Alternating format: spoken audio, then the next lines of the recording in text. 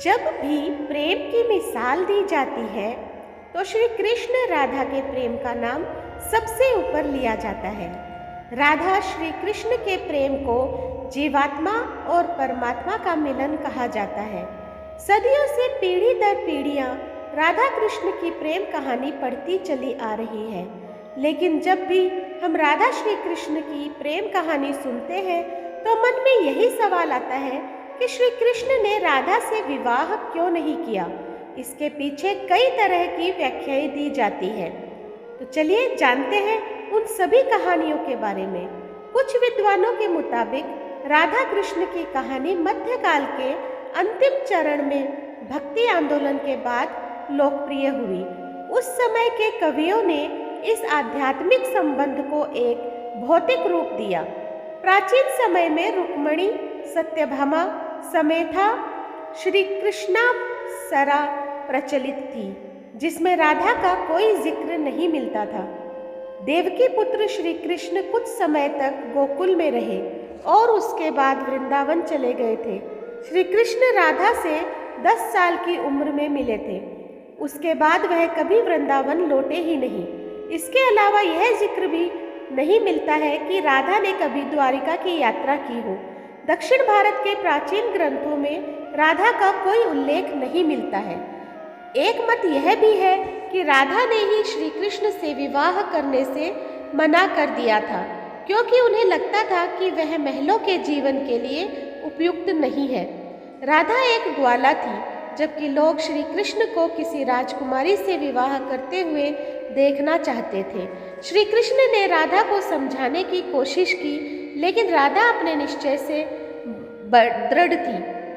एक अन्य प्रचलित व्याख्या के मुताबिक राधा ने एक बार श्री कृष्ण से पूछा कि वह उनसे विवाह क्यों नहीं करना चाहते हैं, तो भगवान श्री कृष्ण ने राधा को बताया कि कोई अपनी ही आत्मा से विवाह कैसे कर सकता है।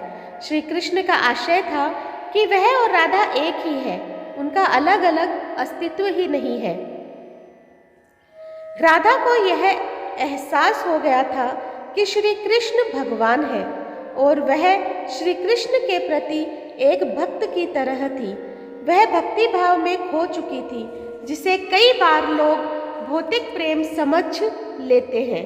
इसलिए कुछ का मानना है कि राधा और श्री कृष्ण के बीच विवाह का सवाल पैदा ही नहीं होता है।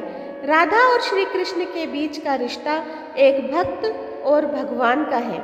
राधा का श्री कृष्ण से अलग अस्तित्व नहीं है। विवाह के लिए 2 लोगों की आवश्यकता होती है। कुछ लोग इसकी इस तरह से भी व्याख्या करते हैं कि सामाजिक नियमों ने राधा कृष्ण की प्रेम कहानी में खलनायक की भूमिका निभाई। राधा और श्री कृष्ण की सामाजिक पृष्ठभूमि उनके विवाह की अनुमति नहीं देती थी। राधा को ठीक तरह से समझने के लिए रस और प्रेम के रहस्य को समझना होगा। ये आध्यात्मिक प्रेम की आनंददायक अनुभूति है। एक व्याख्या के अनुसार कृष्ण और राधा ने बचपन में खेल खेल में शादी की थी। जैसे कि कई बच्चे शादी का खेल खेलते हैं, लेकिन असलियत में दोनों का विवाह कभी नहीं हुआ। वैसे भी उनका प्यार वैवाहिक जीवन के प्यार से ज़्यादा स्वाभाविक और आध्यात्मिक था। श्री कृष्ण और राधा एक दूसरे रूप में आत्मीय तौर पर जुड़े हुए थे। इसीलिए हमेशा राधा कृष्णा कहा जाता है, रुक्मणी कृष्णा नहीं। रुक्मणी ने भी श्री कृष्ण को पाने के लिए बहुत जतन किए थे। वह अपने भाई रुक्मी के खिलाफ चली गई थी। रुक्मणी भी राधा की तरह श्री कृष्ण से प्रेम किया करती थी। रुक्मणी ने श्री कृष्ण को एक प्रेम पत्र भी भेजा था कि वह आकर उन्हें अपने साथ ले जाए। प्रेम पत्र में रुक्मणी ने 7 श्लोक लिखे थे। रुक्मणी का प्रेम पत्र श्री कृष्ण के दिल को छू गया और उन्हें रुक्मणी का अनुरोध स्वीकार करना पड़ा। इस तरह रुक्मणी श्री कृष्ण की पहली पत्नी बन गई। वहीं दूसरी तरफ श्री कृष्ण और राधा को विवाह की आवश्यकता ही नहीं थी। राधा श्री कृष्ण के बचपन का प्यार थी। श्री कृष्ण जब 8 साल के थे तब दोनों ने प्रेम की अनुभूति की। उसके बाद पूरी जिंदगी श्री कृष्ण से नहीं मिली। राधा श्री कृष्ण के दैवीय रूपों से परिचित थी।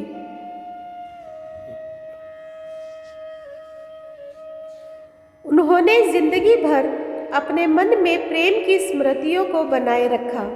यही उनके रिश्ते की सबसे बड़ी खूबसूरती है।